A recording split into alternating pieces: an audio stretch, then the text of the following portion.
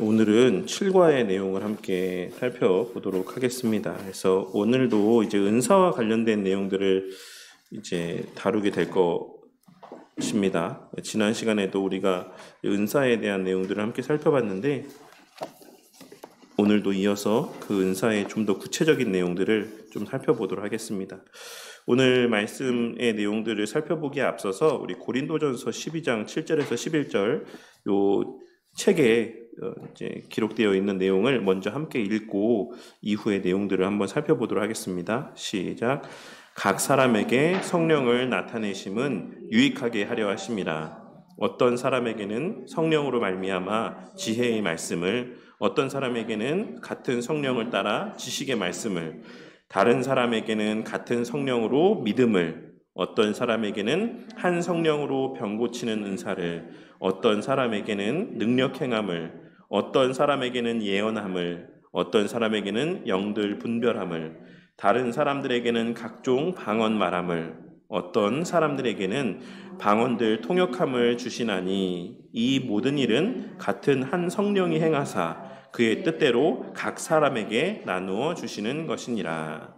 아멘.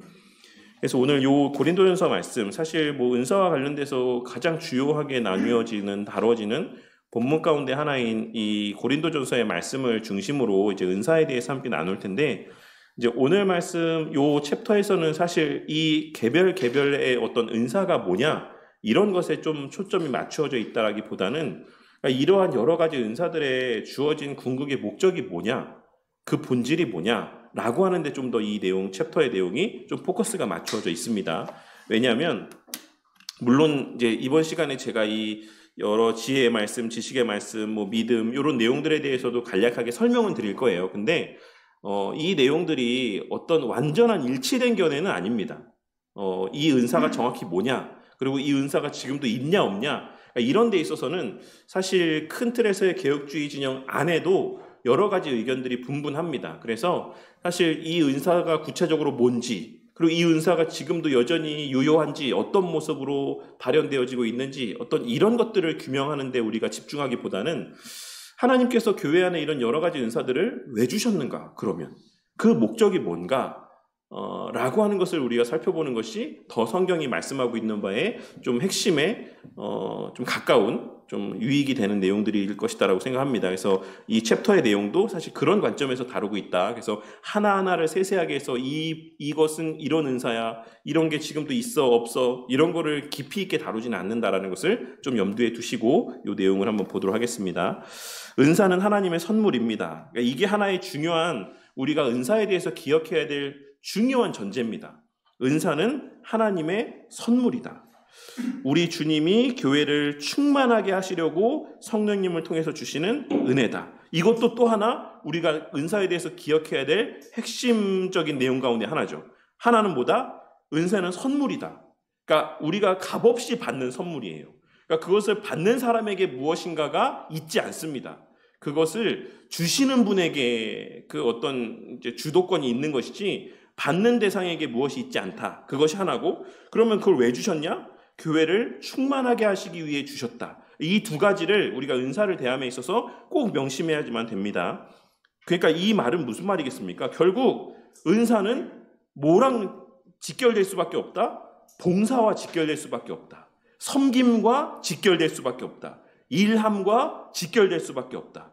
그러니까 그것을 우리는 오늘날 은사라는 개념을 되게 누리는 것과 관계를 좀 두는 것 같아요. 내가 무엇인가를 누리는 데 있어서 은사의 개념을 적용하는 경우들이 있는데, 은사는 철저하게 이타적인 은혜입니다. 다른 사람에게 내가 그 주신 걸로 무엇인가를 하게 하시기 위해서 우리에게 은사를 선물로 주시는 것이다. 그래서 결국 더 나아가 교회가 충만해지게 하시기 위해서 주시는 선물이다. 이 내용, 이 골자를 기억하고 있어야 오늘날 은사주의자들이 말하고 있는 은사들을 대함에 있어서 뭔가 좀 이상한 것 같은데, 성경이 말하는 은사와는 좀 다른 것 같은데 라고 하는, 이제 구체적으로 뭐 신학적으로, 교리적으로, 논리적으로 그렇게 반박하지 못해도 뭔가 그런 면에서는 우리가 그들이 말하는 은사가 조금 좀 왜곡되어 있고 좀 바람직하지 못하다라는 인식들을 할 수 있게 되는 겁니다. 그래서 교회는 은사로 강해지고 충만해지며 풍성해집니다. 은사는 그리스도의 충만이 부어지는 통로다. 그리스도의 충만이 부어지는 통로다. 그러니까 은사가 없는 교회가 있겠습니까? 없겠습니까? 이런 면에서 생각해 보자면 은사가 없는 교회는 없습니다. 우리 교회에서 뭐 병고침에 이적이 일어나지 않고 제가 막 예언을 하지 않지만 그럼에도 불구하고 우리 교회에는 은사가 충만하게 있다 없다? 있다. 우리가 이 은사를 어떻게 이해하느냐에 따라서 은사가 있는지 없는지 그러니까 어떤 면에서는 그래서 모든 교회가 이 땅의 지상의 모든 교회가 사실 은사가 충만한 교회인 거죠. 그러니까 이걸 뭐라고 표현하더라? 은사주의자. 그러니까 어떤 면에서는 우리가 다 성경적인 면에서는 다 은사주의자들인 거예요. 우리가 다 그런 받은 은사로 섬기고 봉사하며 교회를 세워가는 존재들이기 때문에 사실 이게 왜곡된 의미로 오늘날의 은사주의자라는 의미가 부정적으로 쓰여지지만 이러한 성경적인 의미에서의 은사가 어떤 의미인지를 이해한다면 모든 그리스도인은 다 사실 은사주의자일 수밖에 없다라는 어떤 결론으로도 이어질 수 있다고 생각합니다. 그래서 다음 줄에 보시면 그래서 모든 신자는 성령님을 통해서 은사를 받는다. 모든 신자. 그러니까 누구누구만 받는 게 아니에요. 우리가 은사의 개념에 대해서 되게 그것을 협의의 개념으로 아주 좁은 의미로 그나마도 되게 왜곡된 의미로 이해하는 경우들이 많이 있기 때문에 은사는 어떤 소수의 특별한 사람들만 가지는 것이다라고 생각하는 경우들이 있죠. 근데 성경이 말하는 은사는 그렇지 않다. 성경에서 말하는 은사는 모든 신자가 받는 것이다라고 이제 오늘 이 교제의 내용들 가운데 언급하고 있는 겁니다. 은사를 받지 못한 신자는 없다. 모든 신자가 은사를 받기 때문에 신자라면 모두 다른 사람들을 섬기며 교회를 세울 수 있다. 신자라면 성령 하나님이 임재하신다라면 내주하신다라면 그 모든 사람에게는 각자 그 사람에게 허락되어진 그것이 육체적인 재능이든 영적인 면에서의 뛰어남이든 지적인 면에서의 뛰어남이든 어떤 모양에서라든지 그 성도에게는 은사가 있다. 그 은사를 통해서 그 교회를 세워가는 데 있어서 어떤 교회를 세워가는 역할들을 감당할 수가 있다라고 말씀을 하고 있는 겁니다. 모든 신자가 한 몸의 지체로서 각각의 역할과 기능을 감당하는 것입니다. 모든 신자가 주 안에서 가치 있고 보람 있는 삶을 삽니다. 모든 신자가 주님이 주신 것으로 서로 사랑하고 섬길 수 있습니다. 그러니까 이 서로 사랑하라, 서로 섬기라 이것이 성경에서 계속해서 말씀하고 있는 거예요. 그러니까 만약에 그렇지 않다라고 하면 이 은사라는 것이 어떤 특정한 개인, 특정한 어떤 부류에게만 주어지는 거라고 한다면 은사가 있는 사람은 섬겨라, 사랑해라, 봉사해라 이렇게 이야기하겠죠. 근데 성경에서는 끊임없이 서로 섬기고 봉사할 것에 대해서 말씀하고 있다는 것은 그 모든 이들에게는 각자의 나름의 은사들이 주어진다는 것이 전제되어 있다고 할 수가 있는 겁니다. 그런데 주님이 주시는 은사에는 어떤 종류가 있습니까? 주님은 어떤 은사를 주셔서 교회를 충만하게 합니까? 또한 우리는 자신이 받은 은사로 어떻게 섬겨야지만 됩니까?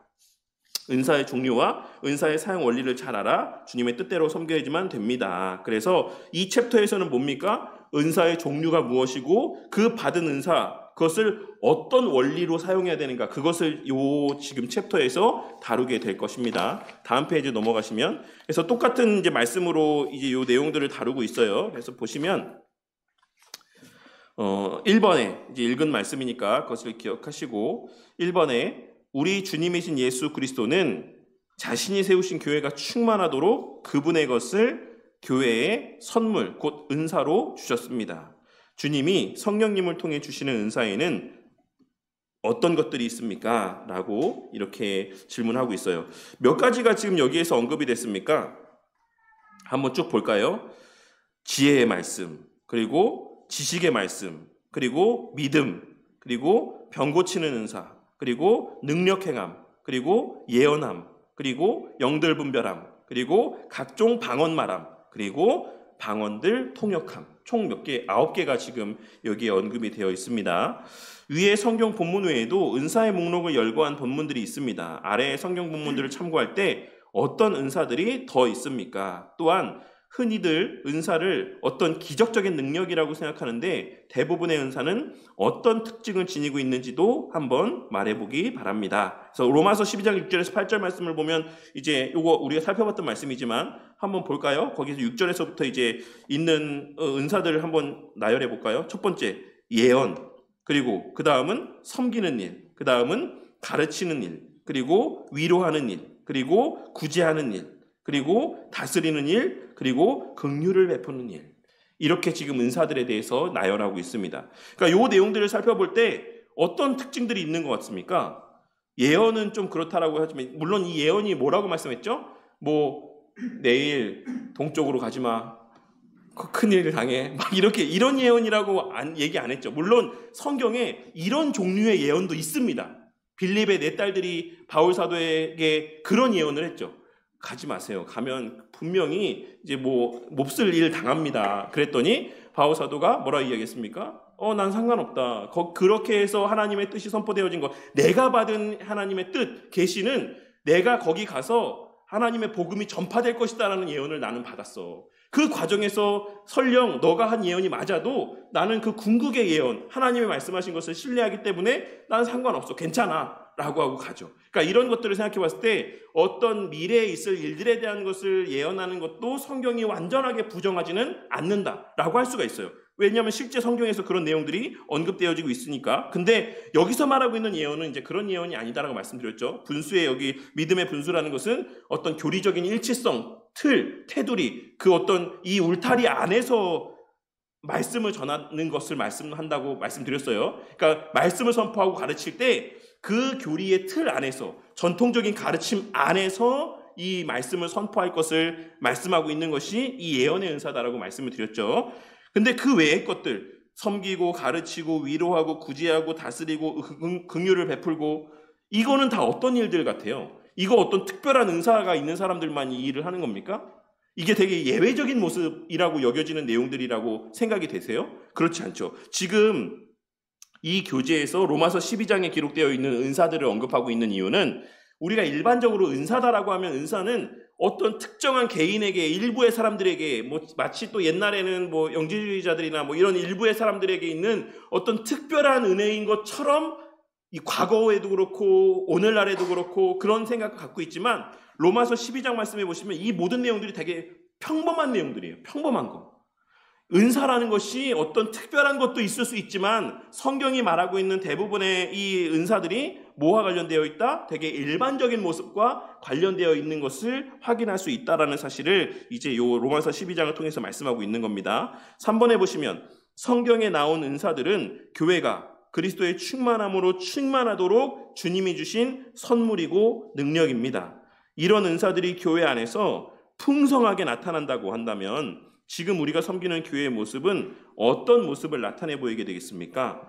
그래서 뭐 예언의 은사라고 한다면 사실 이제 저한테 만약에 있어야 되는 은사라고 할 수가 있죠. 말씀을 잘, 이 계시된 말씀, 하나님께서 행하셨고 행하시고 있으며 장차 또한 나타내 보이실 일들에 대한 이 말씀들, 재림에 대한, 또 재림의 징조에 대한 그 과정에서의 이 무천년설의 어떤 사고 안에서 지금 교회 시대를 살아가고 있는 우리가 종말론적인 삶 가운데 어떻게 살아야 되는지를 교리적으로 잘 설교하는 그런 목사가 이제 강단에 딱 서 있고, 우리 성도님들의 어떤 여러 성도님들이 각자의 자리에서 정말 내일같이 서로를 섬기고, 그리고 또 잘 가르치고, 또 아픈 일들이 있을 때 잘 위로하고, 또 궁핍한 자들이 있을 때 물질로 잘 섬겨서 구제하고, 이런 일들이 온전하게 벌어지면 그 교회 안에 어떤 모습이 나타나겠습니까? 초대교회 때의 모습이 나타나는 거예요. 그 사도들과 함께 날마다 모이기에 힘쓰며 가르침 배우기에 힘쓰며 함께 기도하기에 힘쓰며, 그 안에 혹여라도 뭐 불의의 어떤 사고를 당해서 물질적으로 힘듦을 겪고 있는 사람이 있으면 온 성도가 자기의 지갑을 다 털어서 거기에 어떤 손해들을 메꿔주고, 이런 모습들, 이런 교회의 모습이 나타나게 된다는 것이죠. 그게 예수님이 제자들과 함께 있을 때에 그들 가운데 경험되어졌던, 예수님이 공생의 기한 가운데 예수님과 함께함으로 말미암아서 그 주변에 있던 사람들이 누렸던 은혜들인 거예요. 예수님께서 뭐 하셨어요? 병든 자가 있을 때 고쳐주시고, 배고픈 자가 있을 때 먹여주시고, 말씀을 가르쳐주시고, 이런 일들을 행하셨잖아요. 그 예수님이 공생의 기간에 행하신 일들을 이제는 뭐를 통해서 하신다라고 말씀하고 있는 겁니까? 교회를 통해서 하신다라고 말씀하고 있는 거예요. 근데 예수님의 사역이 가장 주된 사역이 뭐였습니까? 병 고치고 귀신 쫓아내는 이런 사역이었나요? 아니죠. 예수님의 가장 주된 사역은 가르치시는 사역이었어요. 그러니까 교회의 가장 주된 사역도 가르치는 사역이지만 그것만을 위한 공동체가 아니다. 학교가 아니다. 교회는 예수님께서 나타내 보이셨던 그 모든 은혜의 이적들, 은혜의 어떤 베푸시는 하나님의 그 사랑들이 이 교회 안에서 동일하게 지금도 모든 지역에 있는 모든 시대의 교회 가운데 누려지고 만끽되어지는 것입니다. 그런 맥락에서 예수님께서 뭐라고 말씀하신 거죠? 끝날까지 내가 너희와 함께 하겠다라는 말씀은 사실 성령 하나님을 통해서 우리와 함께 하신다라는 의미의 말씀이기도 하지만 교회라는 가시적인 유형의 이 교회라는 공동체를 통해서도 주님은 끝날까지 우리와 함께 하신다는 어떤 그런 의미에서의 말씀이기도 한 거예요. 그냥 내가 막 어떤 힘든 일을 겪을 때 느낌적으로 어떤 감성적으로 주님 나랑 함께 하시지 어떤 이런 내 머릿속에서만 이루어지는 것을 말씀하고 있는 것이 아니라 예수님께서 내 몸이다라고 말씀하신 그 교회를 통해서 예수님은 끝날까지 당신의 백성들과 함께 하시며 그 예수님의 공생의 기한 가운데 베푸셨고 나타내 보여주셨던 그 놀라운 사랑들을 계속해서 끝날까지 공급하여 주시는 것이에요. 그 일을 감당하게 하시기 위해서 교회 안에 목사도 세우시고 교사도 세우시고 집사도 세우시고 여러 은사들을 다 주셔서 그 일들을 나누어서 감당하게 하시는 것이다 라고 지금 말씀하고 있는 것이죠. 근데 물론 나중에 나누겠지만 예수님이 그 일을 어떻게 행하셨습니까? 뭘로 행하셨습니까? 사랑으로 행하셨죠. 겸손함으로 행하셨고. 그래서 우리의 이 뒤에 이제 나중에 우리가 그 은사들을 어떻게 행해야 되냐, 어떤 마음으로, 어떤 자세로 나타내 보여야 되냐, 사랑의 마음으로. 그래서 바울 사도가 그 사랑에 있는 그 말씀에 사랑과 관계된 말씀을 우리 가운데 하고 있는 것이다라고 할 수가 있는 것입니다. 근데 이제 여기서 은사의 종류 언급하고 있는 은사의 종류를 그냥 개괄적인 의미에서만 좀 말씀드리도록 할게요. 그럼 고린도전서에서 언급되고 있는 이 말씀의 의미들은 뭘까? 그러니까 전통적인 견해 안에서만 좀 말씀드리도록 할게요. 1번 첫 번째 지혜의 말씀이라고 하는 것은 사실 바빙크 선생님은 이것을 이렇게 이야기합니다. 하나님의 말씀을 그 삶 가운데 적용하는 능력이다라고 설명을 해요.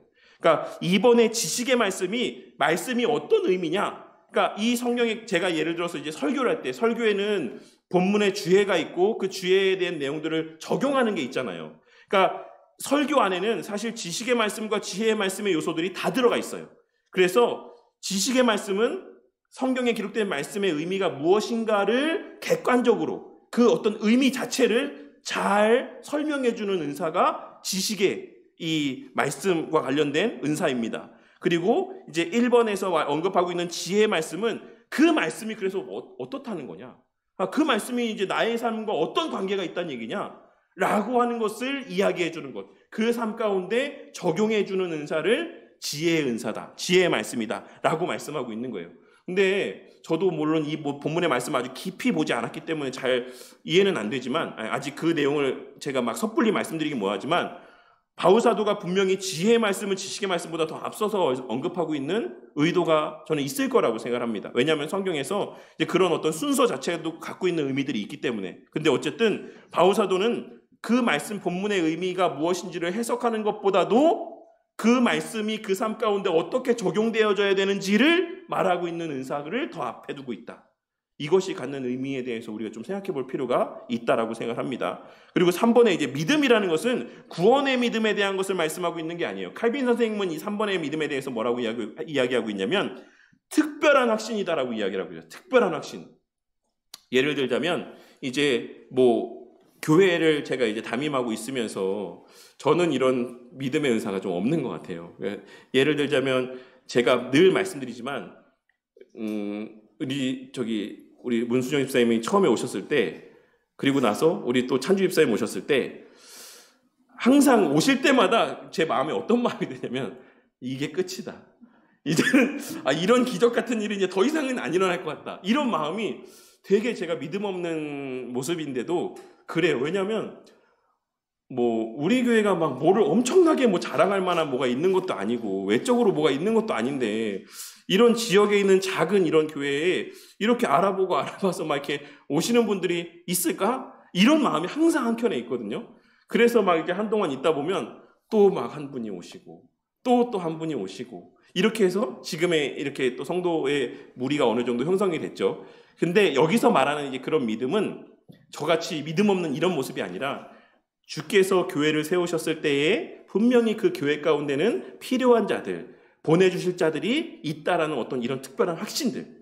뭐 이것이 조금 더 1차원적으로 보자면 뭐 내가 병이 들고 아플 때 혹은 어떤 특별한 곤란한 상황들을 처하게 되었을 때 하나님이 이 일을 통해서 무엇인가 어떤 특별한 은혜들을 체험케 하실 것이다라는 이런 확신들, 이런 믿음을 얘기하고 있는 거예요. 예전에 전나영 선교사님이 그런 얘기 하셨었죠. 남편분이 이제 에티오피아에서 고칠 수가 없어갖고 한국에 나가서 치료를 받아야 될 것 같다라고 했을 때, 그리고 막 치료비가 몇 천만 원 나온다라는 말을 들었을 때 한켠으로는 너무 불안한 마음들이 들었지만 또 한켠에서는 이 일을 통해서 하나님께서 엄청난 놀라운 은혜들을 체험케 하실 것 같다라는 어떤 그런 믿음을 고백하셨던 것처럼 그런 믿음.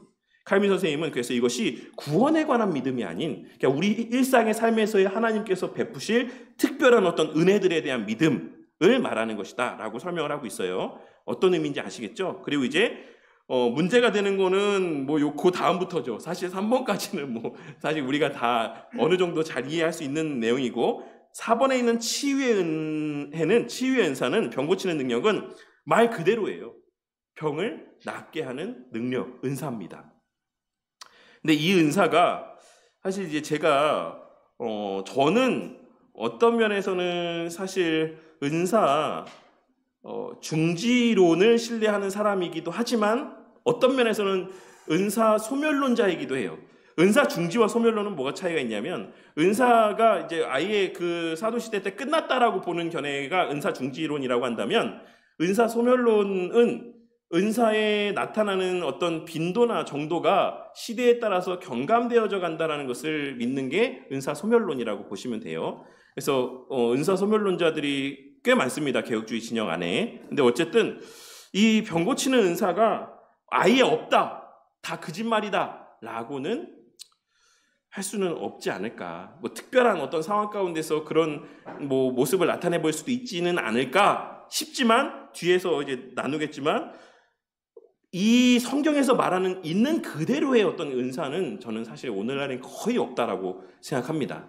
그러니까 막 손수건만 얹어도 막 병이 낫고 이렇게 병이 나으라 하면 막 낫고 기도하면 낫고 그러니까 이런 일들이 그러니까 하나님 편에서 오는 것으로 은사적인 측면에서의 나아지는 어떤 은혜는 저는 좀 거의 보기 희박하지 않나. 왜?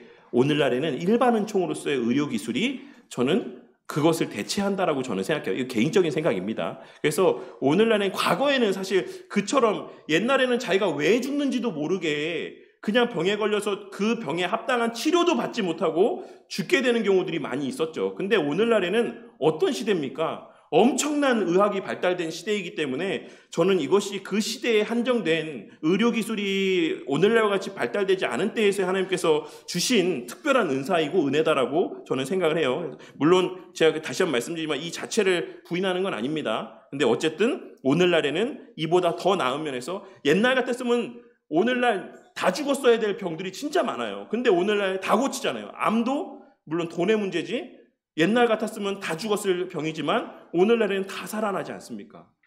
그러니까 이런 것들이 사실 하나님께서 또한 일반 은총적인 측면에서 또한 교회 가운데도 주시는 병고침의 은사의 한 모습이지 않을까라고 생각하고 여기서 능력행함은 이보다 더 넓은 의미에서의 어떤 여러 가지 능력들을 다 포괄합니다.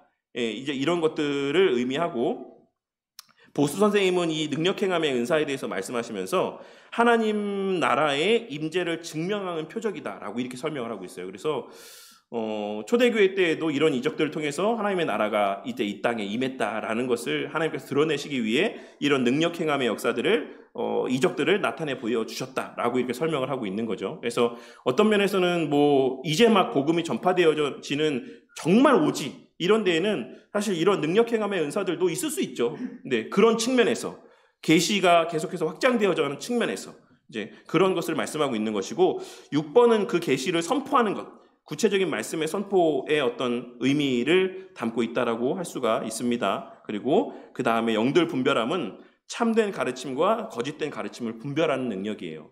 그래서 저 사람의 설교가 뭔가 좀 맞지 않는 것 같은데 뭐 이런 것들을 분별할 수 있는 능력들, 교리적인 분별함 이런 것들을 좀 분별하거나 혹은 교리적으로 맞아도 이것이 하나님 편에서 하시는 말씀인지 아닌지 이런 것들을 분별할 수 있는 어떤 은사들을 말하는 것이고, 방언은 외국어일 수도 있고 특별한 언어일 수도 있습니다. 네. 뭐 특수한 상황 속에서 하나님의 뜻을 계시하시는 어떤 방편일 수도 있죠. 네.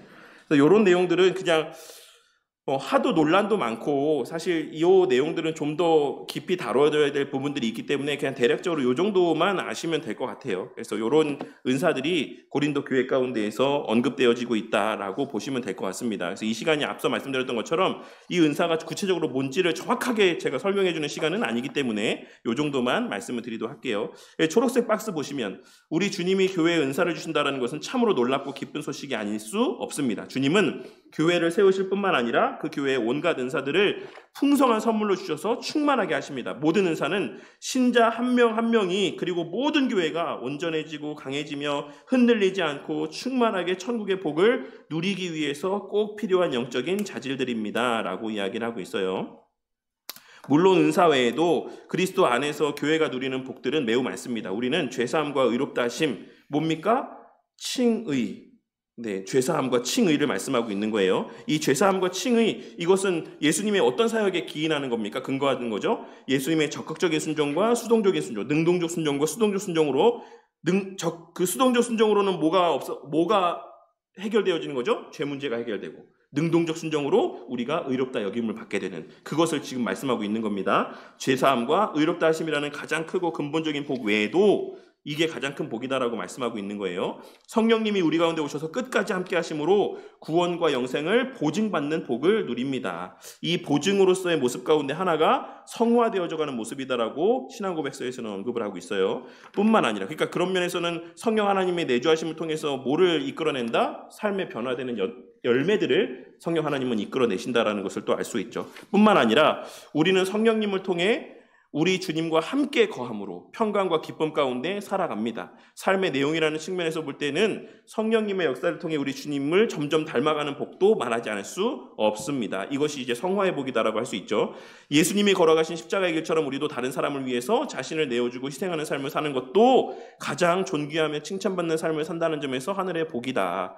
그러니까 여기서 말하고 있는 것은 예수님을 점점 닮아간다는 그 복이 뭐냐 도대체 구체적으로 예수님처럼 뭐 놀라운 이적을 막 행하고 이런 것을 말하는 거냐? 아니에요.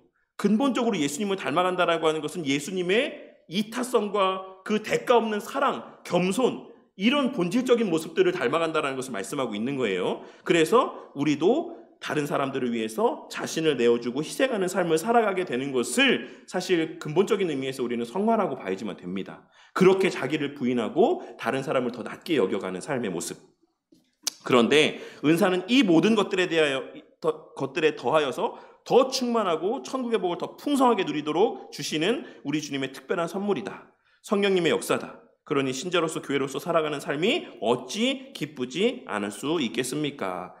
여기에는 어떤 의미가 전제되어 있는 거죠? 그것이 아까 말씀드렸던 것처럼 교회라는 물리적 실체를 통해서 우리에게 그런 은혜들이 실제로 만져지고 누려지고 만끽되어지게 하신다라는 것을 말씀하고 있는 거예요. 그냥 주님이 함께 하시지라고 머릿속에서만 생각이 아니라 그 주님의 함께 하심이 뭐를 통해 우리 가운데 보여지고 누려지고 만져진다? 교회라는 실체를 통해서 만져지고 누려진다라는 것을 말씀하고 있는 겁니다. 마치 예전에도 말씀드렸던 것처럼 우리 하나님께서 하나님의 그 사랑의 돌봄과 양육을 누구에게 권한을 위임하셔서 하시는 것처럼 부모라는 실체에게 그 권한을 위임하셔서 하나님의 그 자녀된 언약의 후손들을 기르게 하시고 양육하게 하시고 자라가게 하시는 것처럼 그게 어떤 막연한 게 아니잖아요. 부모라는 실체를 통해서 하나님의 사랑이 부어지고 돌봄이 시행되는 거잖아요. 마찬가지로 교회라는 실체를 통해서 하나님은 그 사랑의 돌봄을 우리 가운데 체험케 하신다라고 말씀하고 있는 겁니다.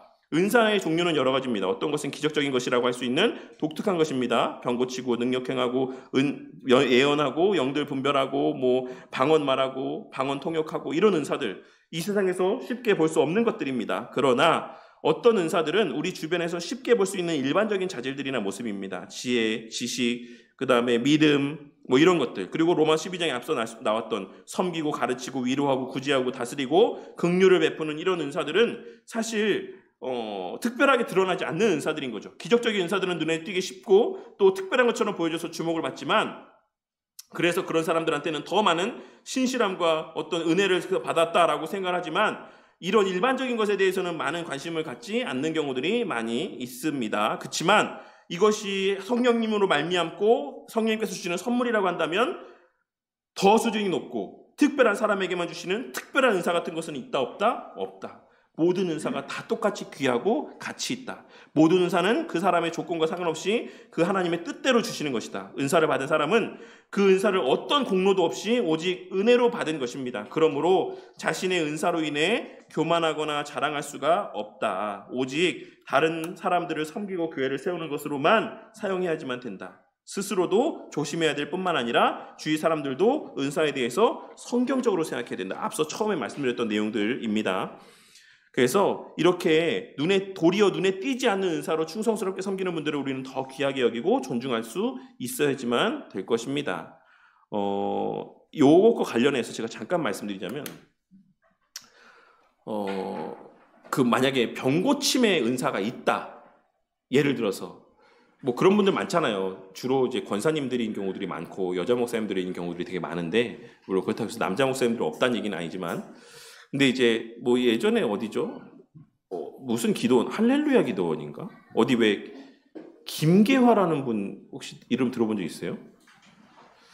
어쨌든 그런 분이 있어요. 뭐 거기 가면 막 병이 다 낫는다는 막 그런 데가 있어요. 근데 주변에 한 번이라도 병고침의 은사라는 것을 갖고 있다는 사람들을 생각해 봤을 때, 이제 그 은사들을 행하는 데 있어서 주저하시는 분들 본 적 있습니까? 내가 기도해도 될까? 막 이렇게 뭐 기도해 줄까 말까? 내가 기도해 줘야 되나 말아야 되나? 이렇게 막 고민하고 번민하면서 그 은사들을 쓰시는 분들 본 적 있어요? 아니죠. 대부분 그래? 뭐 병 나러 왔어? 알았어. 내가 기도해 줄게.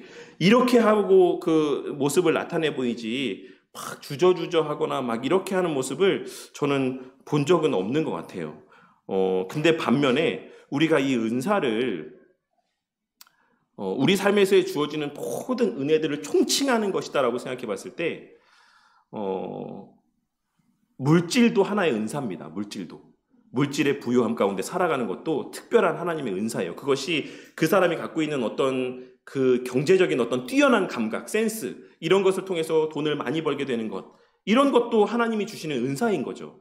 근데 반면에 그렇게 어떤 병고침이나 예언하는 것에 어떤 우리가 특별하게 여기는 은사들에 대해서는 그것을 이렇게 시행하고 그것을 통해서 어떤 그 능력을 발휘하는 것에 대해서는 아무도, 사실 저는 뭐 그런 은사를 가져본 적이 없어서 모르겠지만 주저함이 없는데, 이런 어떤 물질의 은사를 통해서 섬기거나 하는 데 있어서는 많은 사람들이 주저해요. 이것이 갖는 의미가 뭘까에 대해서 좀 생각해 봤으면 좋겠습니다. 그러니까 일반적으로 우리에게 주어진 것들, 은사들을 통해서 우리가 일반적으로 섬길 수 있는 그냥 일상의 보편적인 은혜들에 대해서는 좀 우리가 좀 간과하는 경향들이 있지 않나? 근데 사실 그게 더 어떤 면에서는 대단하다라고 할 수가 있어요. 모두가 공유할 수 있는 이런 은혜들 가운데서 나에게 조금 더 주어진 은혜를 아무런 대가 없이, 주저함 없이 그것을 통해서 누군가를 섬길 수 있다라고 하는 것, 그것을 통해서 누군가를 섬기는 삶을 살아간다라고 하는 것이 어떤 면에서는, 물론 저는 예언의 은사라든지 병 고치는 은사에 대해서 크게 가치를 부여하지 않긴 하지만, 그런 것을 통해서 이렇게 다른 사람들을 섬기는 것보다도 더 이게 우리 성도님들이 생각해 봤을 때 더 귀하고 가치 있는 모습이다라고 하는 것을 한번 좀 생각해 보셨으면 좋겠습니다. 모든 신자가 자신이 받은 은사로 서로를 섬긴다면 어떤 일이 일어나겠습니까? 결국 누군가의 아픔을 또 함께 나누고 또 결핍들이 채워지고 그렇게 충만한 은혜 가운데 살아가게 되겠죠. 이거 계속 말하고 있는 거라서 자신은 모든 사람의 은사들로 섬김을 받아 모든 은사를 받은 것처럼 누리게 된다. 그러니까는 예를 들어서 우리가 왜 다른 사람의 잘 되는 것을 내 일처럼 기뻐하지 않을까요? 왜? 그거를 내게 뭔가 유익이 되는 것이다라고 생각하지 않기 때문이 아닐까 생각해 봅니다. 우리가 만약에 그런 게 있죠. 우리 가족 중에 누구 하나가 예전에 막 7남매, 8남매 막 있는 시대 가운데 장남이 막 서울대를 들어가고 뭔가 되게 잘 풀렸다. 이러면 온 식구가 막 다 기뻐해요. 왜 그렇습니까? 야, 이제 우리 집은 폈다. 이제 우리 형 때문에 이제 우리 집은 이제는 살았다. 이제는 평안하게 잘 살 수 있겠다. 이런 마음 때문에 기뻐하는 거죠. 근데 그런 가정에서 예를 들어서 형 배 아파 죽겠네. 형 왜 좋은 대학 갔지? 막 이런 것을 시기하고 질투하고 이런 마음을 갖는 것은 사실 합당치 않은 마음이다라고 할 수가 있겠죠. 그러니까 은사라고 하는 것은 우리 모두가 사실 나누게 하시기 위해서 주신 은혜예요. 그런 면에서 다른 가정에서 어떤 좋은 일들이 있고 우리 교회 성도들 가운데 누가 어떤 좋은 어떤 은혜의 기쁨이 되는 일들을 경험하게 되면 그게 자연스럽게 내 일처럼 기쁨으로 여겨지게 될 수밖에 없는 것입니다. 그러니까 은사가 도대체 목적이 뭐냐를 바르게 이해하면 자연스럽게 교회 안에서의 그런 시기나 질투나 미워함이나 어떤 이런 모습들이 사라지게 될 수밖에 없다라는 것을 말씀하고 있는 거예요. 왜냐하면 결국 그렇게 각자의 다 잘됨을 통해서 내가 그 유익을 누리게 되기 때문에 그래요. 그 사람이 그렇게 해서 더 많이 섬기게 되고 교회를 풍성하게 하기 때문에 우리는 진심으로 그 잘됨을 기뻐하고 함께 하나님께 감사하게 될 수 있다는 것이죠. 그런 말씀을 계속하고 있는 겁니다. 모든 신자가 자신이 받은 은사를 마음껏 사용하여 서로를 섬기는 교회는 얼마나 대단하겠습니까? 거룩한 지식과 지혜로 충만하여 믿음의 역사와 능력의 일들이 많이 나타날 것입니다. 하나님의 말씀과 예수 십자가 복음을 분명하고 풍성하게 배워 모든 무지와 편견과 높아진 생각과 악한 생각을 버리게 되며 이 복음을 온 세상에 널리 선포하고 전할 것입니다. 그리고 서로 사랑하고 긍휼히 여기고 서로 위로하고 섬기고 구제하며 그렇게 자기의 것을 자신의 것으로 주장하지 않고 함께 나누고 이런 모습이 정말 예수님이 함께 하시는 교회, 주님께서 세우시겠다라고 했던 내 교회의 모습이다라고 하는 것을 우리가 좀 생각해 볼 수 있었으면 좋겠습니다. 그래서 오늘날에 우리가 갖고 있는 교회의 이미지하고 성경이 말하고 있는 교회의 이미지가 좀 많은 괴리가 있다라는 것을 우리가 지금 교회론에 대해서 배우면서 좀 깨달았으면 좋겠어요. 좀 확인할 수 있었으면 좋겠습니다. 이게 어떤 개인이 고안해낸 게 아니라 성경에서 말하는 교회가 이런 교회였구나라고 하는 것을 좀 알았으면 좋겠어요. 그래서 내가 교회가 되었다라는 것은 이제 그 일원이 돼서 그 일에 동참하게 되었다라는 것을 말씀하고 있는 거예요. 하나님 주시는 은사를 통해서. 다음 페이지에 그런데 이제 그 은사를 그래서 어떻게 써야 되느냐? 그런 여러 가지 은사들이 있다. 여기서 은사 이제 앞서 말씀드렸던 것처럼 주된 것은 말씀과 관계된 은사인 것이고 그 외의 모든 것들도 다 은사입니다. 근데 그 은사가 주어진 목적이 뭐다? 다른 사람들을 섬기게 하시기 위함이다. 나누기 위함이다. 섬기기 위함이다. 이것을 꼭 기억하시기 바랍니다. 봉사하기 위함이다. 근데 1번 이제 성령님께서 모든 신자들에게 은사를 주시는 것은 교회를 유익하게 하시려는 것이다. 교회를 유익하게 하시려는 것이다. 성도님을 유익하게 하시려는 게 아닙니다. 성도님 가정을 유익하게 하시려고 은사들을 주시는 게 아니에요. 돈도 주시고 지식도 주시고 학벌도 주시고 직장도 주시고 자녀도 주시고 이 모든 것 우리 성도님이 기쁘라고 주시는 게 아니다. 뭐를 유익하게 하기 위함이다? 교회를 유익하게 하기 위함에 주시는 은혜다. 지금 교회에서 긴급히 필요한 은사들을 3가지씩 말해보고 그것이 교회를 온전하고 충만하게 하는데 어떤 유익이 있을지를 말해보십시오. 저만 말해볼게요. 다 말할 수 없으니까. 저는 앞서도 말씀드렸던 것처럼 지식과 지혜와 믿음의 은사가 필요하다고 생각합니다. 저한테. 그래서 제가 아까 남전도회 모임 시간에도 잠깐 말씀드렸는데 제가 지금 배우고 있는 수업의 교수님 중에 되게 서구적인 스타일로 가르치시는 교수님이 있어요. 답을 안 알려주세요. 답을. 구약을 배우고 구약 하나를 배우고 조직신학 2개를 듣는데 조직신학 하나 가르쳐주시는 교수님은 답만 얘기하세요. 우리 생각은 듣지 않습니다. 본인이 알고 있는 답만 얘기하셔서 어떤 면에서는 또 좋기도 하지만 네, 어쨌든 여지를 안 두시니까 요거 틀렸고 저거 틀렸고 요거 맞고 이렇게 이렇게 얘기해 주시니까 뭐 좋은 점도 있지만 어쨌든 편한 건 있어요. 근데 또 그 구약신학 배우는 가르치시는 교수님도 여러 견해들을 되게 많이 얘기해 주시지만 그 중에 나는 이거다. 나는 이걸 믿는다. 나는 이거 신뢰한다. 하지만 다른 이런 것들까지도 나는 포함한다. 그리고 요거까지는 수용하기 힘들다. 요렇게 알려주시거든요. 그러니까 되게 절충적인 거죠. 그래서 막 그 다른 것들을 얘기해 주시고. 근데 요 한 교수님은 실질적으로 이제 논문을 지도해 주실 교수님이신데 이 교수님은 답을 얘기를 안 하세요. 그래서 만약에 요렇게 얘기하면 또 그거에 대한 반론을 하는 그 신학자들의 말을 막 저한테 질문하시면, 저한테는 안 하지만 학생들한테 막 질문하면서 그럼 이거에 대해서는 어떻게 생각하냐? 그러면 이제 대답을 못 하잖아요. 또 다른, 그래서 이쪽 편에서 또 그럼 이 말이 맞는 것 같습니다. 그러면 또 다시 이쪽 편으로 서갖고 그러면 이거에 대해서는 또 어떻게 대답할 거냐? 막 이렇게 질문하신단 말이죠. 그러니까 이게 뭐 저보다 더 책도 많이 보시고 공부를 많이 하신 분한테는 엄청나게 유익이 될 수 있겠지만 저는 너무 혼란스러운 거예요. 그래서 뭐가 맞다는 걸까? 뭐가 제가 교회 와서 나는 이 들은 걸 가르쳐줘야 되는데 우리 성도님들한테 전해줘야 되는데 어떻게 가르쳐야 되는 거냐? 이 고민이 매주 있습니다. 근데 그래서 요즘에 더 느끼는 거는 나에게 이런 지식과 지혜의 은사들이 더 있어서 이 교수님 말하는 것들이 잘 깨달아지고 잘 정리가 됐으면 좋겠다 이런 생각을 너무 하고 있습니다. 그래서 부끄러움을 무릅쓰고 질문도 진짜 많이 하거든요. 그래서 어떤 목사님이 저한테 그러시더라고요.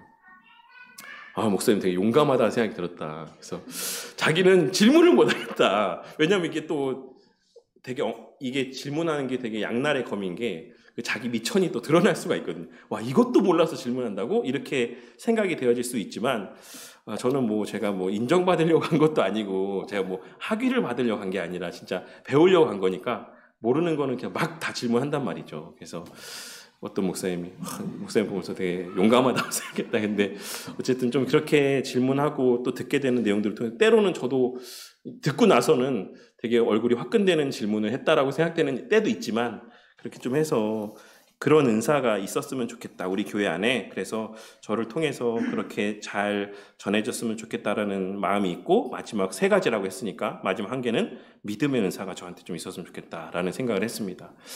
목사가 사실 앞에서 담대하게 좀 교회 안에 좀 흔들리는 일들이 있고 좀 여러 가지 복잡한 일들이 있어도 목사가 앞에서 담대하게 막 괜찮다. 하나님께서 또 해주실 거다. 이렇게 나가는 모습을 보여야 되는데 어떨 때는 제가 성도님들보다 더 마음이 막 복잡하고 심란하고 좀 그런 모습을 나타내 보일 때가 있는 것 같아서 좀 되게 죄송스러울 때가 있습니다. 그러니까 한 집안에 예를 들어서 가장이 아빠가 막 사소한 일 하나하나에도 막 오두방정을 떨고 막 이렇게 하면 그 아내랑 자식들이 얼마나 불안하겠어요. 아빠의 모습을 보면서 야, 우리 집 어떻게 되는 거 아니야? 우리 이게 망하는 거 아니야? 막 이렇게 되겠죠. 근데 아빠가 막 어떤 상황 속에서도 괜찮아. 다 할 수 있어. 이거 아무 일도 아니야. 이러면 실제로 어떤 일들 속에서도 자식들은 마음에 그래. 우리 아빠가 다 해결하겠지. 우리 아빠가 이렇게 또 이 문제가 별일 아닌 것처럼 하겠지. 이런 평안함을 가질 수 있지 않겠습니까? 물론 하나님이 주시는 거지만 교회 안에서 그러니까 목사가 앞에서 또 이제 인도하는 역할에 있어서 제가 좀 그런 믿음의 은사 요 내용들을 준비하면서 그런 은사가 저한테 좀 충만했으면 좋겠다라는 생각을 해봤습니다. 성도님들도 각자 나한테 어떤 은사가 있으면 내가 교회 안에서 더 잘 교회를 섬길 수 있을까? 이런 생각들을 한번 각자가 좀 해보셨으면 좋겠어요. 그리고 2번, 모든 은사는 자신이 아니라 다른 사람의 유익을 위해서 받는 것입니다. 다른 사람의 유익을 위해서. 제가 이런 은사를 구하는 것도 제가 무슨 저는 이제 박사까지 할 생각은 절대 없지만 어디 가서 제 구제일 박사입니다. 조직신학 박사입니다. 이거 하려고 공부하는 거 절대 아니거든요. 진짜 어떻게 하면 더 쉽고 온전하게 깊이 있게 잘 성도님들한테 전할 수 있을까라고 생각하는 그런 마음 가운데 공부를 하는 것처럼 성도님들이 삶에서의 열심을 내고 수고하며 또 하나님 앞에 기도하는 모든 것은 사실 누구를 향해야 되냐면 다른 교회 성도들과 교회 공동체를 향해야지만 돼요. 그렇게 좀 기도를 하고 그 기도가 진실돼야 됩니다.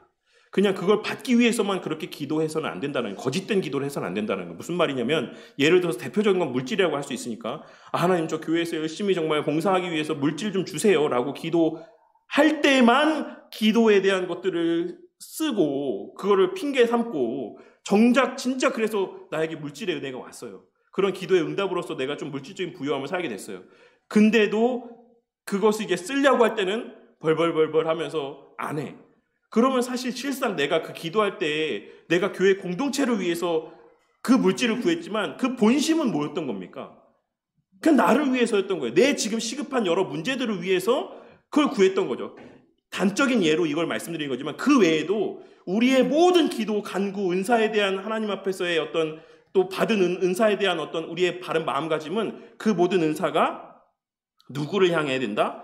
결국 다른 사람을 향해야 된다는 것을 꼭 기억해야지만 된다는 것을 말씀하고 있는 겁니다. 그러므로 은사로 섬기는 것은 결국 그리스도의 사랑으로 서로 사랑하는 것입니다. 만일 사랑이 없이 은사를 사용한다면 어떤 일이 벌어지겠습니까? 아래 본문을 참고해서 말해보십시오. 우리 고린도전서 13장 1절 3절을 함께 읽어보도록 할게요. 시작. 내가 사람의 방언과 천사의 말을 할지라도 사랑이 없으면 소리나는 구리와 울리는 꽹과리가 되고 내가 예언하는 능력이 있어 모든 비밀과 모든 지식을 알고 또 산을 옮길 만한 믿음이 있을지라도 모든 믿음이 있을지라도 사랑이 없으면 내가 아무것도 아니요 내가 내게 있는 모든 것으로 구제하고 또 내 몸을 불사르게 내줄지라도 사랑이 없으면 내게 아무 유익이 없느니라.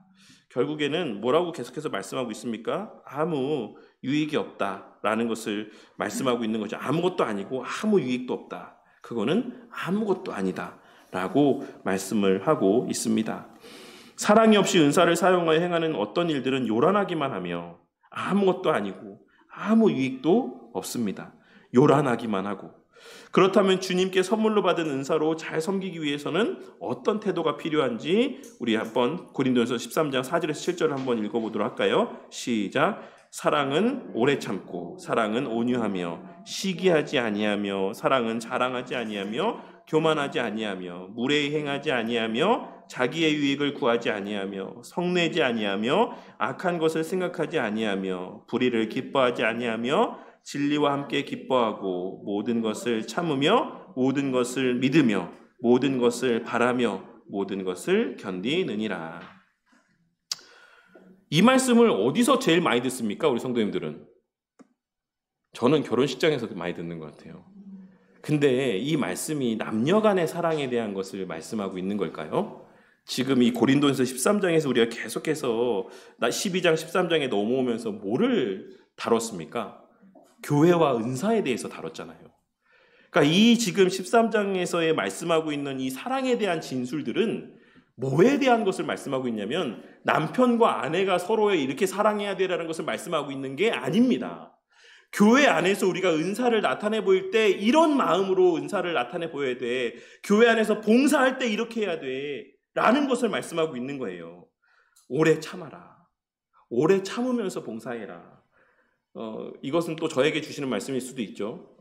물론 너무나도 빨리빨리 깨닫고 오히려 제가 전한 것보다도 더 풍성하게 깨닫는 성도님들도 있지만 어떤 성도님들은 제가 막 열을 얘기해도 하나 둘도 잘 이해를 하지 못하는 분들도 있을 수 있어요. 그럼에도 그것에 대해서 조급해하거나 안달하거나 하지 않고 정말 그냥 꾸준히 하나님의 행하실 것들을 기다리며 그냥 참음 인내 가운데 하는 거죠. 온유함 가운데 하고 또 시기하지 않고 자랑하지 않고 교만하지 않고 특별히 무례히 행하지 않아야 된다. 우리가 봉사할 때에 말 한마디 행동 하나함에 있어서 정말 무례하게 행하지 않는 저나 우리 모두가 되었으면 좋겠어요. 정말 다 그 사람의 입장에서 그 사람의 상황에서 우리가 조심스럽게 이야기하고 또 자기의 유익을 구하지 않는 모습이 있었으면 좋겠습니다. 그리고 성내지 말고 제가 진짜 우리 여전대 모임 때는 말씀드렸는데 목요일날 저희 기도회를 했잖아요.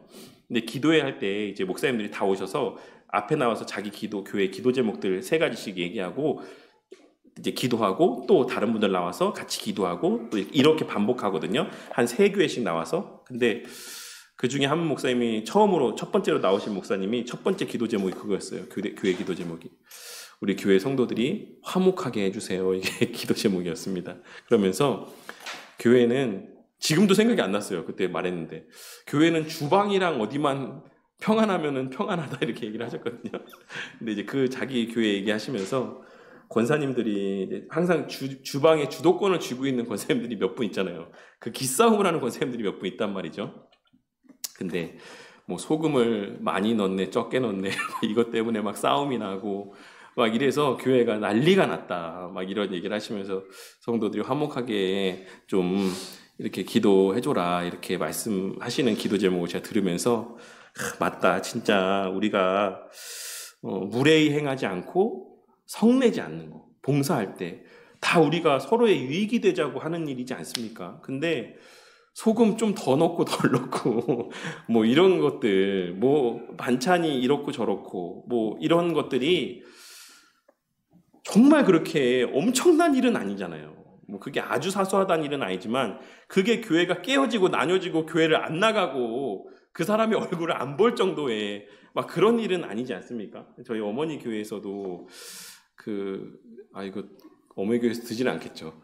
권사회 회장님하고 여전도회 회장님이 또 한판 붙어갖고 이 두 분이 한 진짜 오랫동안 서로를 막 본체만체 하면서 막 있어서 또 목사님이 너무 그 목사님 진짜 많이 아프세요. 그래서 아프신지 모르겠는데 진짜 많이 아파요. 강단도 막 못 올라가신대요. 몸이 아파갖고.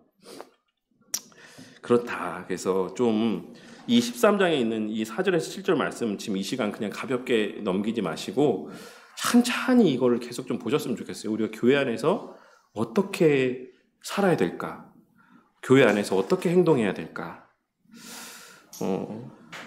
바울 사도가 어떤 마음으로 하나님께서 어떤 마음으로 이 말씀들을 우리에게 주셨을까? 이게 교회 안에서 너무나도 빈번하게 보여지는 모습이기 때문에 오래 참지 못하는 거, 온유하지 못한 거, 시기하는 거, 너무 서로를 자랑하는 거, 교만한 거, 무례히 행동하는 거, 자기 유익만 생각하는 거, 썩내는 거, 악한 거 생각하는 거, 불의를 막 기뻐하는 거, 뭐 진리와 함께 기뻐하지 않는 거, 참지 않는 거, 이런 것들이 오늘날 교회 안에 너무 만연하지 않습니까? 그래서 이런 것들이 좀 우리한테 좀 있기를 위해서 함께 좀 기도했으면 좋겠습니다. 하나님께서 은사를 다 주셨는데 그 은사를 그러니까 은사를 구한다기보다는 은사는 하나님 주시는 거니까 그 은사를 이런 마음으로 쓸 수 있도록 위해서 우리가 좀 기도했으면 좋겠어요. 그러니까 뭐가 되느냐, 뭐 얼마를 뭘 하느냐 이런 것보다도 그것이 적은 아주 한 달란트의 뭐 두 렙돈의 별것 아닌 헌신이라 할지라도 정말 우리가 이런 마음으로 내 가진 은사, 하나님 주신 은혜를 그렇게 썼으면 사용할 수 있도록 위해서 기도하는 거기에 더 많은 시간 기도를 할애하는 저와 우리 모두가 됐으면 좋겠습니다. 뭐가 되게 해주십시오. 뭘 하게 해주십시오. 이거보다 주어진 것 겸손하게 인내 가운데 사랑 가운데 정말 이렇게 사용할 수 있는 자가 되게 해달라고 기도하는 저와 우리 모두가 됐으면 좋겠습니다. 다음 페이지. 은사는 유익하게 하려고 성령님이 주시는 것입니다. 근데 이 은사 때문에 교회가 찢어지고 나눠지고 갈라지고 참 이게 정말로 많죠. 오늘날. 은사는 누구를 유익하게 합니까? 바로 우리가 섬기는 교회요, 우리의 형제 자매요, 한몸된 지체들입니다. 많은 사람들이 은사에 대해서 오해하여서 자기 자신을 위해 은사를 주셨다고 생각합니다. 다른 사람을 위해 주셨다고 생각하면서도 결국 그 은사를 자기를 높이는 데 사용하는 사람들이 많습니다. 이런 태도는 은사에 대해서 부정적인 생각을 갖게 만듭니다. 은사는 다른 사람과 교회를 유익하게 하기 위해서 교회와 함께 하시는 성령님이 주셨습니다. 은사 하나하나는 교회의 모든 지체들을 가르치고 믿음을 갖게 하며 낙심하지 않게 하고 온전하게 하며 힘을 내게 하고 비밀스러운 지식을 갖게 하는데 유익합니다. 교회가 온갖 미혹과 이단적인 교리들로부터 안전하려고 하면 이런 은사들이 반드시 필요하다. 교회의 모든 신자들이 주님의 뜻을 바로 알고 그 뜻에 순종하며 살려면 이런 은사들이 반드시 필요하다. 교회의 연약한 신자들이 어려운 상황에 직면했을 때 낙심하지 않고 힘을 내며 두려움이나 염려에 빠지지 않으려면 이런 은사들이 반드시 필요하다고 할 수 있습니다. 여전히 약한 세력들이 활동하는 세상이지만 이 세상에조차 교회가 천국의 복락을 누리려면 이 은사들이 반드시 필요합니다. 그런데 자신의 은사가 무엇인지 알고 다른 사람들을 섬기는데 그 은사를 사용한다라고 할지라도 반드시 선한 열매를 맺는 것은 아니다. 첫째로는 뭐다? 자신의 은사가 뭔지를 아는 게 중요하고, 그리고 또 하나 중요한 거는 그 은사를 사용함에 있어서도 어떻게 써야 되는지도 우리가 알아야 된다라고 말씀하고 있는 것이죠. 왜냐하면 사랑이 없이 은사를 사용할 때는 아무 유익이나 쓸모가 없고 도리어 교회를 해롭게 하고 혼란스럽게 하기도 하기 때문입니다. 그러므로 사랑으로 은사를 사용해야지만 됩니다. 예수님이 보여주신 십자가 사랑으로 은사를 사용하여 섬겨야지만 됩니다. 고린도서 13장 4절부터 보면 그 사랑에 대해서 잘 설명을 해줍니다. 은사를 사용할 때 오래 참으십시오. 이 말씀 꼭 기억하시기 바랍니다. 이거 물론 그렇다고 해서 뭐 결혼식장에서 이 말씀하는 거 잘못됐다라고 하는 건 아니에요. 물론 가정 안에서도 우리가 서로에 대해서 이런 모습을 보여야 되는 거 맞죠. 하나의 교회의 어떤 기초죠. 가정이.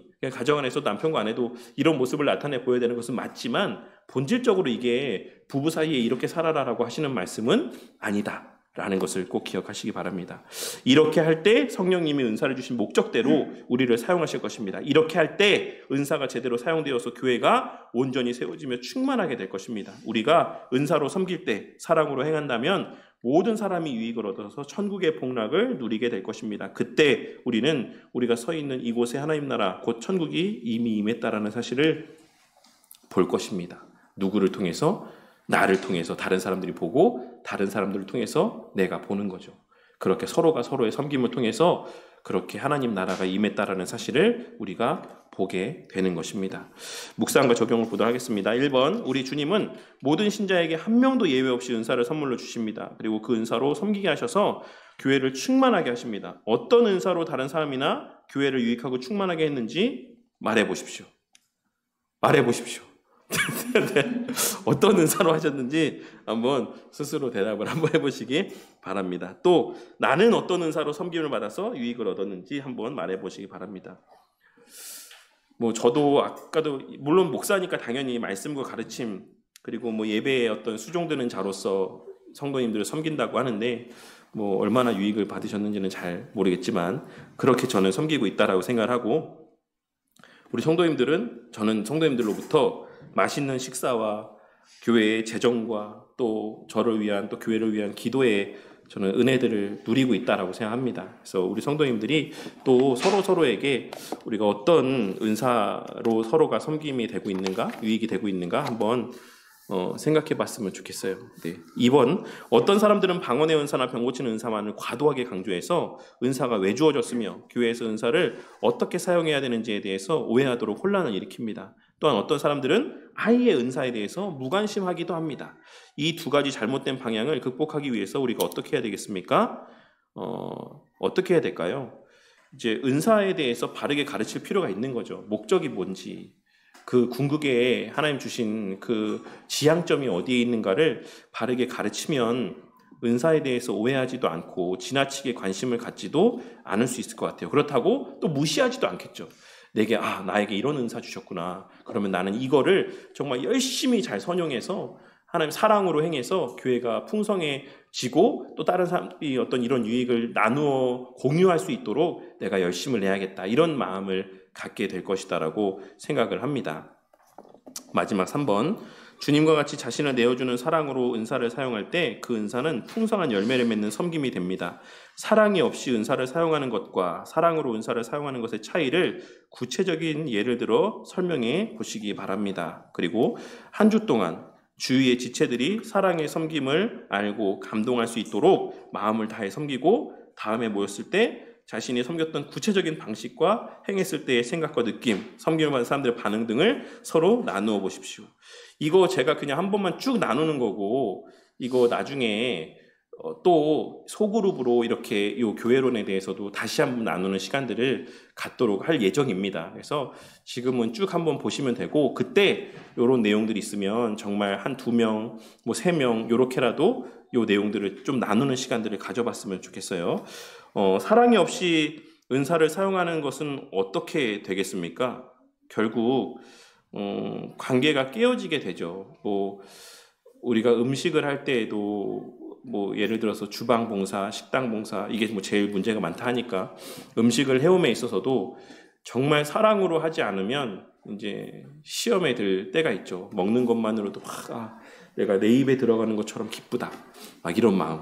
이걸 먹고 성도들이 막 배부르려 할 생각하니까 내가 너무 기쁘다. 막 하면서 이렇게 하는 것과 뭐 또 나한테 내 순번이 또 돌아왔네. 막 하면서 그냥 마지못해 또 하는 것과는 또 많은 차이가 있을 수밖에 없고, 그 외의 모든 봉사들도 다 그런 것이일 거라고 생각해요. 그래서 쉽게 이렇게 좀 생각해 봤으면 좋겠습니다. 그런 얘기 많이 하잖아요. 뭐 비단 뭐 음식하는 것만 예를 드는 건 아니지만, 식당들이 하는 단골 멘트들 가운데 하는 멘트가 뭐가 있죠?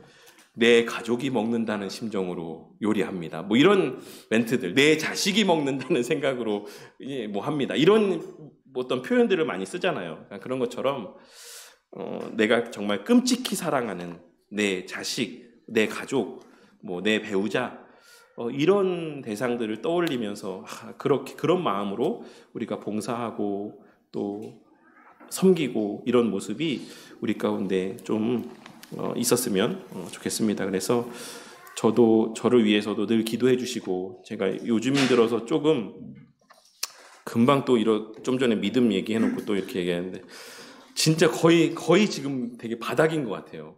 학교에서 공부하는 것도 너무 어렵고 무슨 말을 하는 건지도 잘 이해도 안 되고, 그러니까 내가 학교에 와서도 내가 왜 앉아 있는가라는 생각이 들고, 교회에서도 최근에 이제 막 설교하고 나서도 내가 잘 전했는가, 이 말씀에 있는 내용들을 잘 전했는가, 막 이런 생각이 들고, 진짜 모든 면에서 엄청 지금 되게 이 바닥에 있습니다. 그래서 저를 위해서 많이 기도해 주셔서 학교에 가서도 잘 좀 시간만 보내고 오는 게 아니라 정말 그 교수님들이 가르쳐 주시는 것들을 잘 배우고, 그것이 설교에 잘 녹여들고 가르침들 가운데 잘 녹여질 수 있도록, 지금은 뭐 듣는 것도 버겁긴 하지만 그것이 잘 소화될 수 있도록 위해서 기도해 주시고, 늘 또 믿음 있게 앞에서 이렇게 막 불안해하지 않고 믿음 있게 또 이 역할들을 잘 감당할 수 있도록 기도해 주시면 감사하겠습니다. 저도 그 기도에 힘입어 더 잘 말씀 전하고 또 가르치고 또 섬길 수 있는 또 그런 모습들이 우리 모두에게 있었으면 좋겠습니다. 제가 기도하고 마치도록 하겠습니다. 하나님 감사합니다. 오늘도 하나님께서 또 기록된 말씀을 통해 또 귀한 신앙의 선배들이 작성한 또 이러한 귀한 교제의 내용들을 통해 교회가 무엇인지, 은사가 무엇인지 다시 한번 하나님 말씀의 근거에서 살펴보게 하시고 우리의 마음 가운데 새기게 하여 주심에 감사를 드립니다. 우리의 어쩔 수 없는 이기심으로 인하여서, 이기적인 본성으로 인하여서 하나님이 교회를 위해 주신 은사마저도 내 자신을 위해서 오용하고 악용할 때가 있음을 우리가 보게 됩니다. 주님, 은사는 전적인 하나님의 주시는 선물이고 은혜다라는 사실을 깨닫게 하여 주셔서 우리 가운데 어떤 모양의 은사를 갖고 있는 자라 할지라도 그것이 마치 자신의 어떠함과 관계된 은사인 것처럼 착각함으로 교만의 죄에 빠지는 자가 없게 하시고, 그것을 개인의 유익으로만 오용하는 자 없게 하시고, 언제나 부모된 자들이 그에게 좋은 게 생겼을 때 언제나 그 자식이 생각나고 그 배우자가 먼저 떠올려지는 것처럼, 우리 또한 우리에게 어떤 은사가 있음이 발견되어질 때 가장 먼저 교회 식구들이 떠오르고 우리의 섬기게 하시는 교회 공동체가 그 머리 가운데 떠올려질 수 있는 은혜가 있게 하여 주시옵소서. 그리고 또한 그 주시는 은사의 은혜들을 정말로 사랑으로 행하는 자들 되게 하시기를 원합니다. 바울 사도를 통해서 우리에게 말씀하셨던 것처럼 온유하고 오래 참고 성내지 않고 그 모든 말씀의 내용들을 기억하며 은사들을 또 통해서 서로를 섬기는 교회가 되게 하여 주셔서 정말 우리 교회 공동체 안에 엄청난 신학 교수님들을 통해서 듣게 되는 뛰어난 가르침은 없더라도, 엄청난 은사들을 소유하고 있는 자들의 정말 괄목할 만한 섬김은 없을지라도 각자에게 허락하신 분량 안에서의 사랑으로의 섬김을 통해서 적어도 우리 교회 공동체 안에서 시험에 드는 자가 없도록, 실족하는 자가 없도록, 나가 떨어지는 자가 없도록 주님 붙잡아 주시고, 그렇게 어떤 눈에 띄는 성장이 없을지라도 그 한몸됨, 하나됨, 이런 가치가 온전히 드러나는 교회가 되게 하여 주시옵소서. 그렇게 정말 이 교회 안에서 한몸됨의 사랑을 느끼고, 그렇게 주 안에서, 진리 안에서 하나 되어 함께 자라가는 그러한 교회 공동체가 되도록 이 부족한 종에게도 더욱더 지식과 지혜와 믿음의 은사를 더하여 주실 줄 믿사오며, 이 모든 말씀 우리 주 예수 그리스도의 이름으로 기도드렸습니다. 아멘.